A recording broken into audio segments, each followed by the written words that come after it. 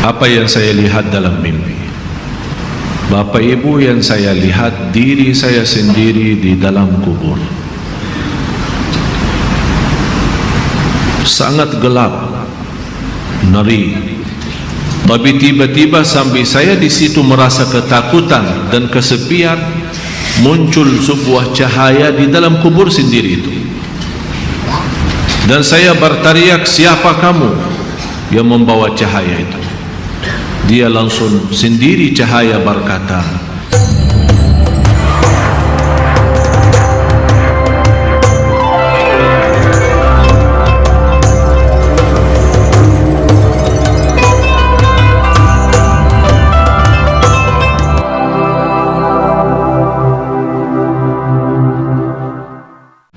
saya semalam menerima kiriman SMS. Seorang ibu meninggal dunia. Biasa kalau kita mendengar berita ada orang meninggal dunia, karena kita semua akan menghadapi kematian. Tapi yang luar biasa, peristiwa yang terjadi saat dimakamkan. Anaknya menceritakan saat dimakamkan diantar ke kuburan, begitu mendekati kuburan tempat ibunya, malah semua jamaah yang ada di saat itu sangat terasa harumannya kuburan itu. Harum sekali, keluar semacam wangi yang luar biasa, sampai orang pada pandangannya kepada yang lain, barangkali di antara jamaah yang membawa wangi-wangian yang bagus, tapi ternyata tidak, mengalir dari bawah keluar, sampai ada yang malah melihat asap-asapnya. Asap ini bukan asapnya kebakaran, tapi asapnya itu karena wangian dari masuk dari kuburan itu. Sampai dikuburkan, malah kata anaknya, begitu saya sendiri yang nurun memakamkan, mengkuburkan ibu saya, sampai saya dan tangan saya sendiri membawakan tanahnya menutupi kuburannya. Pulang ke rumah saya mandi dan mencuci tangan dengan sabun, tapi masih terasa tangan saya harumnya luar biasa, sampai tidak bisa kehilangan. 3 malam masih tersimpan harumnya itu. Saya bertanya lewat SMS, "Apa kelebihan ibu kamu?" Dia bilang, "Ibu saya biasa, malah orang awam, bukan wanita yang apa gitu, awam-awam biasa." Tapi setahu saya, ibu tidak pernah tidur sebelum membaca surat Al-Mulk, Tabarakalladzi biyadihil mulk. Saya langsung menjawab, itulah yang Allah hantarkan kepada ibu kamu. Dan inilah berita gembira bagi kita semua, sesuai janjian Rasulullah sallallahu alaihi wasallam, 30 ayat syafa'at li sahibiha min azabil qabr. 30 ayat yang telah membawakan syafaat bagi orang diselamatkan dari siksa kubur.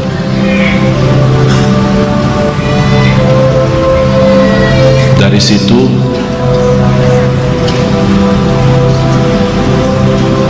seperti kebiasaan, ambil wudu, saya witir duluan, kemudian tidur. Apa yang saya lihat dalam mimpi? Bapak Ibu, yang saya lihat diri saya sendiri di dalam kubur. Sangat gelap, ngeri, malah terasa seramnya luar biasa, sampai tidak bisa saya bayangkan di saat itu. Tapi tiba-tiba sambil saya di situ merasa ketakutan dan kesepian, muncul sebuah cahaya di dalam kubur sendiri itu. Dan saya berteriak, "Siapa kamu?" yang membawa cahaya itu. Dia langsung sendiri cahaya berkata, saya surat Al-Mulk. Tabarakalladzi biyadihi. Saya sendiri di malam itu tidak sempat membaca. Saya bangun kaget. Saya ambil wudhu lagi dan membaca surat Al-Mulk. Baru saya tidur lagi. Saya memberikan nasihat kepada semua jemaah yang hadir.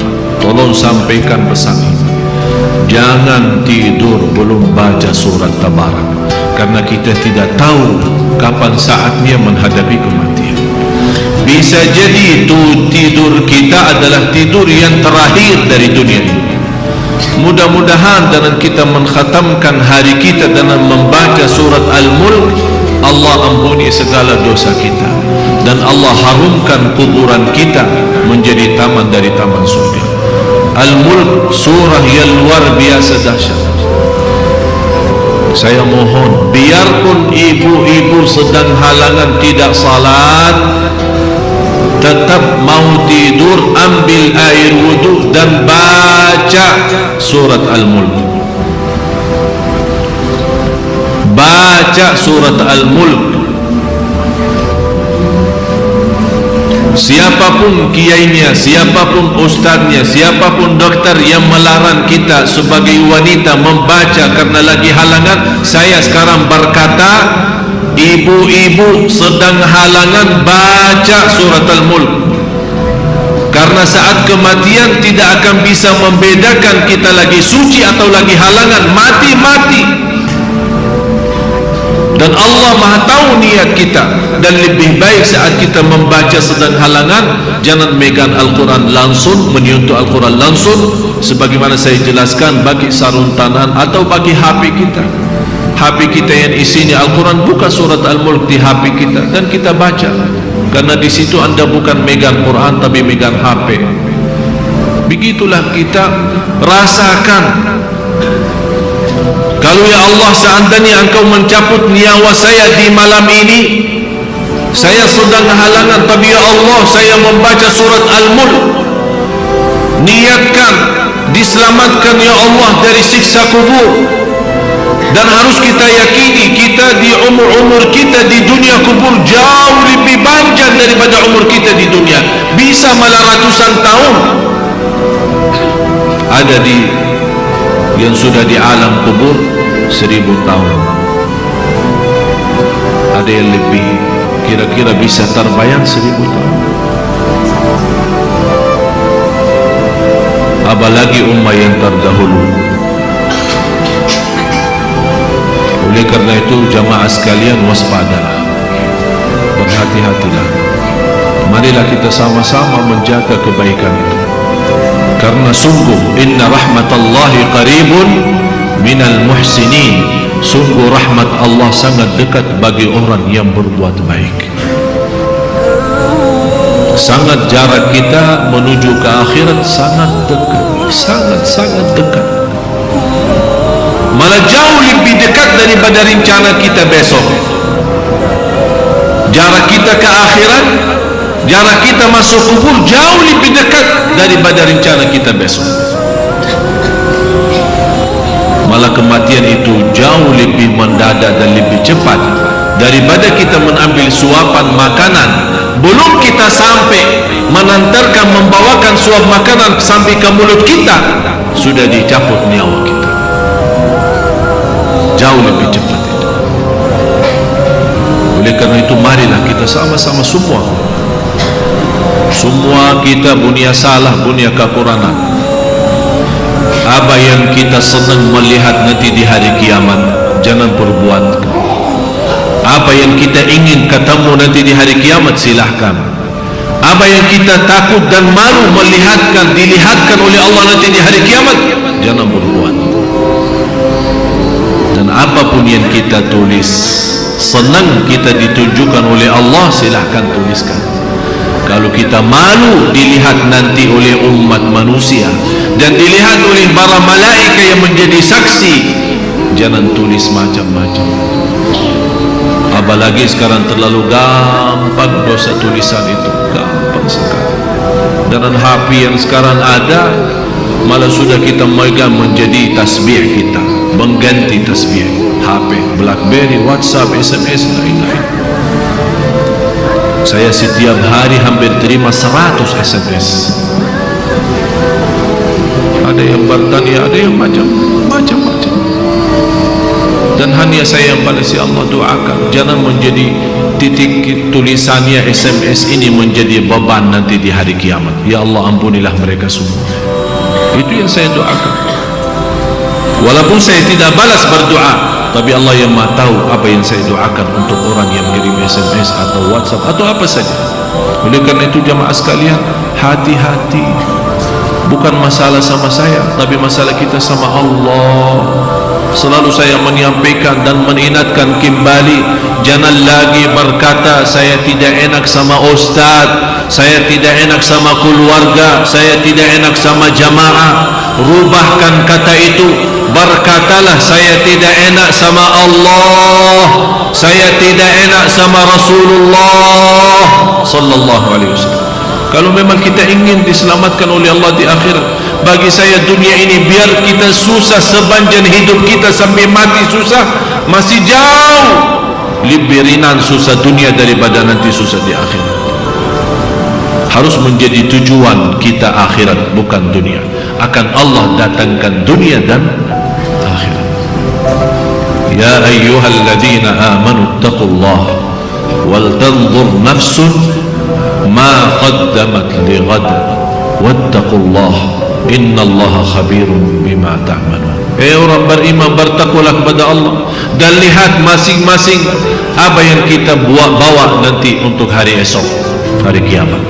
Bertakwalah kepada Allah dan jangan wala takunu kalladzina nasullah, jangan menjadi orang yang melupakan Allah, akan Allah lupakan kita. Kalau Allah lupa sama kita, na'udzubillah, berantakan, hancur, dunia akhirat hancur kalau Allah lupa sama kita. Maksudnya lupa Allah sama kita, artinya Allah tidak mau urus kita lagi, tidak mau bantu kita lagi, tidak menolong kita lagi, tidak mau perhatian kita lagi. Na'udzubillah. Kalau Allah tidak memperhatikan kita, siapa lagi yang memperhatikan kita? Kita semua tidak punya Allah yang maha adil selain Allah, tidak punya Tuhan yang maha kasih sayang selain Allah, tidak punya Tuhan yang maha mengampun selain Allah. Biarpun dosa kita sepenuh bumi, tapi kita datang kepada Allah dengan ikhlas dan yakin diampuni dosa kita, dan kita berbuat kebaikan semampu kita, akan Allah ampuni dosa kita semua, biarpun dosa itu sepenuh bumi. Begitulah indahnya kasih sayangnya Allah. Mudah-mudahan semua yang hadir Allah bukakan hatinya, diberikan petunjuk kepada jalan yang benar, disucikan lahir batin, dikuatkan lahir batin agar senantiasa setiap hari meningkat iman, meningkatkan takwa, menjadi orang yang berilmu dan beramal saleh, agar senantiasa setiap saat, setiap waktu kita mendapatkan karunia rahmat Allah, karena sungguh rahmat Allah sangat dekat bagi orang-orang yang berbuat baik. Al-Fatihah.